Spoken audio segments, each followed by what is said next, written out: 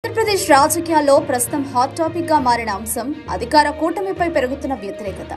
ఎన్నికలు జరిగి ఏడాది కూడా పూర్తి కాకముందే ప్రజల్లో అసంతృప్తి జ్వాలలు మొదలయ్యాయని, ఇచ్చిన హామీలు అమలు చేయకపోవడం, మంత్రులు ఎమ్మెల్యేల పనితీరు సరిగ్గా లేకపోవడం వంటివి దీనికి ప్రధాన కారణాలని ఏబీఎన్ ఆంధ్రజ్యోతి ఛానల్లో జర్నలిస్టు వెంకటకృష్ణ స్వయంగా ఒక చర్చా కార్యక్రమంలో ఆవేదన వ్యక్తం చేయడం ఇప్పుడు రాష్ట్ర వ్యాప్తంగా చర్చనీయాంశంగా మారింది.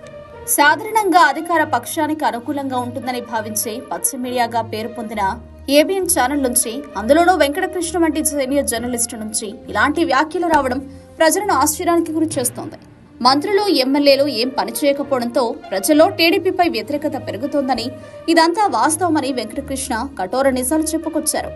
ఈ వ్యాఖ్యలు కేవలం ఒక మీడియా ప్రతినిధి వ్యక్తిగత అభిప్రాయం కాకుండా క్షేత్రస్థాయిలో ప్రజల్లో నెలకొన్న వాస్తవ పరిస్థితికి అద్దం పడుతున్నాయని విశ్లేషకులు భావిస్తున్నారు.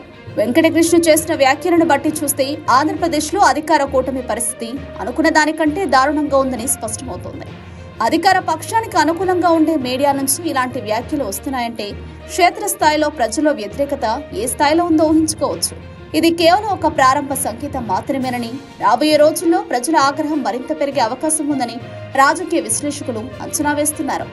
ఈ పరిణామాలు ముఖ్యమంత్రి చంద్రబాబు నాయుడు, జనసేన అధినేత పవన్ కళ్యాణ్లపై తీవ్ర ఒత్తిడిని పెంచుతున్నాయి.